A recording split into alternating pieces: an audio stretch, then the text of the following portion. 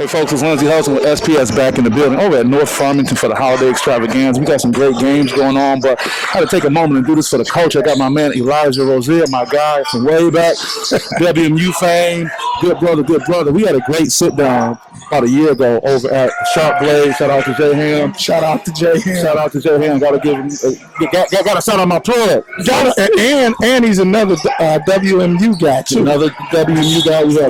We had Raheem and family. We had the whole family doing it together. We brought everybody together. Yeah. But the conversation was about how you've done such a great job in raising, all of your children. But let's talk about, Kareem Rozier right now and being able to be on his way to the Kane University. Yep. D1 institution. He had every coach in the state of Michigan, in the Metro, in the Midwest on his head. But just want to ask a straight up point blank question. What are the ingredients necessary to raise a D1 athlete? I don't think it's one particular way, but I think the first thing is you have to recognize the fact that there is no special way. You can't do it just the same way that somebody else did it. You have to take your own path. Okay. And whatever that path is, you have to recognize that, be okay with that. A lot of guys do a lot of different things, and you see other guys that'll think, hey, I got to go that same path. Right. It's not like that. The first thing is being present. As a father, being present, right? And building that confidence and that trust, and then it's just hard work from that point. It is. Because the child has to trust you. Let me play devil's advocate for a second. Yeah. You're an educated man. You're a learned man. You're still in education. You like how I threw that in there, right? Not even beyond your degrees, but you are an educator. You're an educational leader. What about the person that says, they may not say it out loud, but they may look at your background, your education, your credentials, and feel a little intimidated when they step into this process because they may not, have the degrees, they may not have those experiences, they may be a single mother or a single father. What do you say to the person that may not necessarily have all that hardware hanging up in their office from what they've achieved, but they still have an outstanding son or daughter that has the potential to go to the next level? You got to develop relationships and build trust in people so that you always have someone that you can talk to. And that person has to be someone that is always going to be honest with you.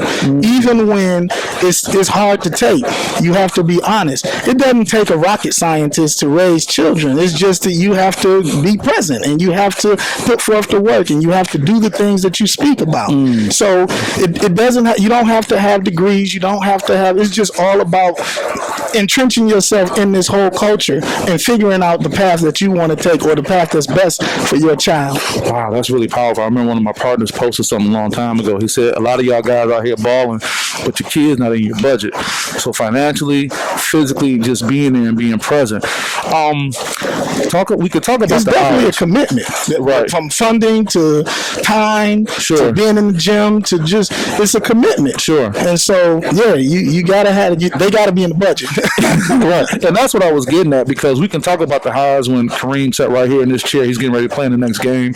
We can be happy about him going to Duquesne, the other D, if you will. Shout out to Pittsburgh and what's going on. But talk about those lows and what you may have to expect, because you kind of touched on with being in the gym, the budgetary constraints and all that. But we could talk about the high time. But what are some of the lows that you have to work your way through? I think the big thing is just having that trust, your child having that trust in you, because there was a lot of people that were getting offers, and my son, because people would look at his size and cast him off right off the bat. And so you just have to be patient. You have to. It's a process. This is not everybody just go out and get a Division I offer, especially in this climate where you have COVID and you have the transfer portal. Over in the portal. So you have people going in and saying, hey, I can go and get a junior or senior guard that's already experienced and not look at a high school guy, let alone a small one. And then I'm glad you touched on that. We kind of look past that. Kareem is considered an undersized guard, but anyone who sees him for a second says that he's playing like he's 6'5" out here, or that he's a floor general and doing that. So you didn't even have, we can only imagine what it would have been like had he had the quote unquote size to go along with everything else. It'd probably be a no-brainer. But what do you say when you have these other issues going on? Size, academic challenges, personality issues, whether it's anger management, all of it. So what do you say when you have those X factors that you got to work through? Stay committed to the process. their children. But that's such an overused term, devil's advocate. Process. So, yeah, because it is. It's like, it doesn't just happen overnight. I've seen guys, they bust their tails every day and not get offers. But then it's that time, it's that moment, okay, I'm in my senior year. It might not happen for me, but then I go to a prep school, or I decide to walk on, or there are other options that you can take. You know, you just can't give up on something that you truly believe in. And that's with anything. Basketball, that's with life. You can't give up. Elijah, I want to take advantage of our relationship and how thoughtful I know you are. Are there any times that you kind of were up at 4, 5 in the morning saying, damn, what's happening? Is this going to work? I mean, questioning yourself or whatnot? Never questioned our process. I only questioned some of the people that I thought were kind of taking their time to come after him. Okay. You know, but I never, because I thought he played, like you said, well above his years and well above his size. So I was just wondering at some point, and you just have to have faith, man. That's the big thing. I tell everyone, faith is what takes you through, so that you're not up at 4 o'clock in the morning. It's not in your hands. What's for him is for him, and that's what. And he trusted me on that.